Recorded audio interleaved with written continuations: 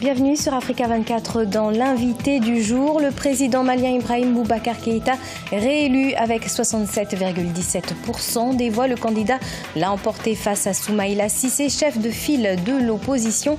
Une campagne présidentielle sous haute tension, des accusations de fraude. Alors comment expliquer cette situation? Une crise post-électorale est-elle prévisible? Décryptage avec notre invité du jour, M. Abdrahmane Diarra, président de la jeunesse URD et porte-parole de Soumaïla Cissé. Bonjour, Monsieur Diarra.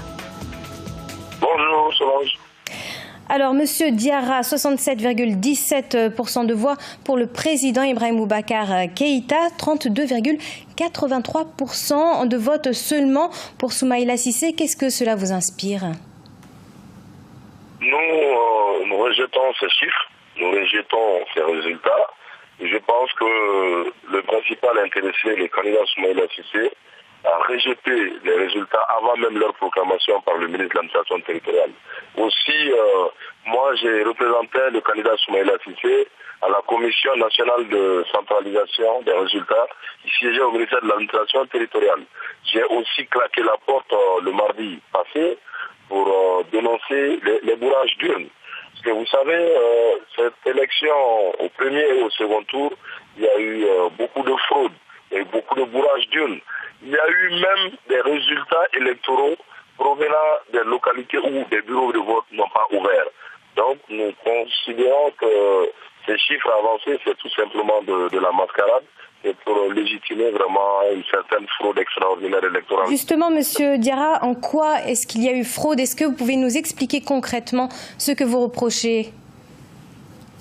Déjà, les premières raisons pour lesquelles moi j'ai quitté la commission de centralisation, c'est que nous avons nos délégués, nos assesseurs et nos mandataires au niveau de tous les centres de vote. Et ils nous ont informé que dans beaucoup de localités, notamment au nord et au centre, il y a des communes où les bureaux de vote n'ont pas pu vraiment ouvrir. Et que de faire attention, si nous avons des résultats venant de ces localités, ce sont des résultats issus de la fraude, ce ne sont pas les résultats du vote. Alors, notamment les cercles de Diré et de Tombouctou, cercle de Diré, la commune de Tinguerdieff, cercle de Tombouctou, les communes de Salam et de Ber. À ma grande surprise, au sein de la commission, quand les préfets ont amené les procès-verbaux physiques des travaux des commissions de centralisation locale, j'ai vu ces communes mentionnées avec des voix inexplicables pour les candidats. Ibrahim Boubacar Keïta, 16 000 par-ci, Soumaïla Cissé, 300 par là.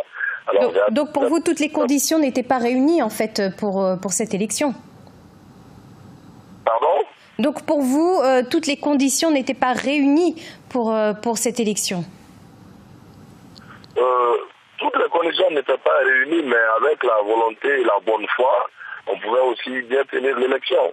Parce que si à cause de l'insécurité, on n'arrive pas à ouvrir des bureaux de vote, pourquoi faire une mascarade avec quelques individus et attribuer des voix comme si on était en train de noter dans une salle de classe? C'est ce qui est plutôt regrettable. Est-ce que quelque part, Soumaïla Cissé, est-ce qu'il a commis des erreurs, quelques erreurs durant la campagne? Quelles sont les raisons de son échec? Je ne pense pas qu'il ait commis d'erreur. D'abord, s'agissant des bourrages d'urnes et la fraude électorale, Soumaïla Cissé avait pris le devant. Depuis mars, il avait demandé et même écrit aux Nations Unies, à l'Union africaine, à la CEDEAO, pour leur demander de prendre des dispositions pour certifier les résultats des élections présidentielles du Mali, comme ça a été fait en Côte d'Ivoire il y a quelques années. Mais malheureusement, il n'a pas été entendu. Et vous savez, il y a un réel problème dans l'organisation des élections dans notre pays.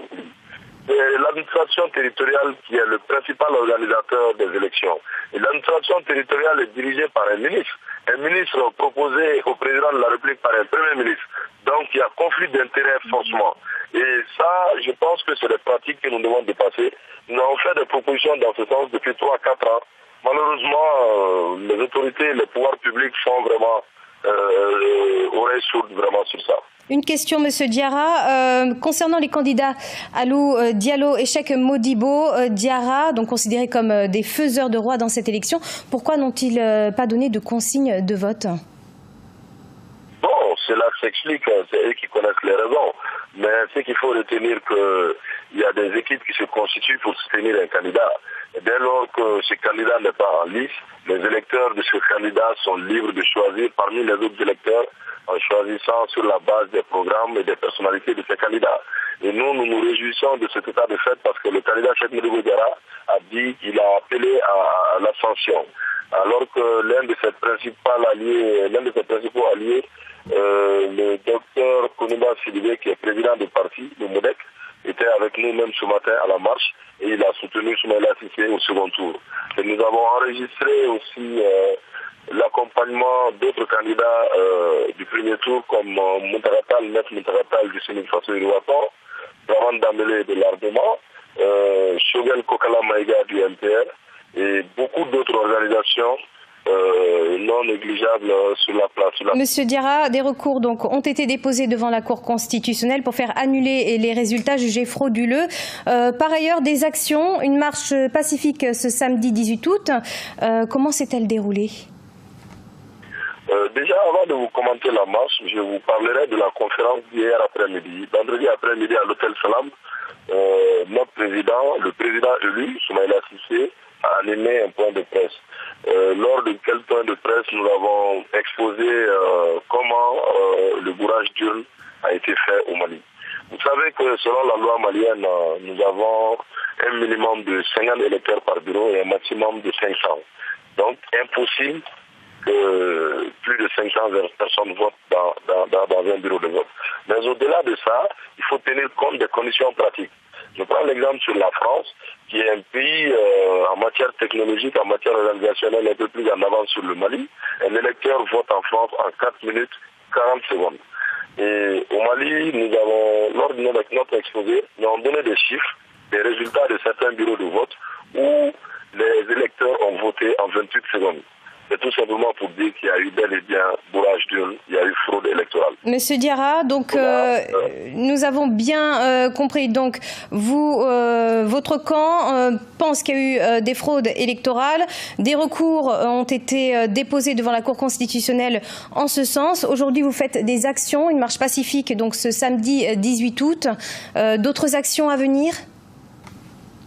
Oui, bien sûr. Vous savez, nous sommes dans un état de droit et cela est matérialisé par la Constitution. Et cette Constitution confère des droits à tous les citoyens. Donc, les voies juridiques pour déposer recours auprès de la Cour constitutionnelle, nos juristes l'ont fait, nous avons déposé des recours. Mais indépendamment de ça, la démocratie et la Constitution nous donnent d'autres moyens, dont les manifestations populaires. C'est pourquoi il y a eu un grand rassemblement de plusieurs dizaines de milliers de Bamakois dans la rue de Bamako ce matin pour dénoncer la fraude électorale, pour dénoncer le bourrage d'urne, pour appeler les autorités à revenir sur les chiffres avancés, à donner les vrais résultats qui reflètent les votes des Maliens qui ont voté pour l'alternance, pour le changement. Merci beaucoup, Monsieur Abdrahmane Diarra. Merci. Je rappelle que vous êtes le président de la jeunesse URD et porte-parole de Soumaïla Cissé.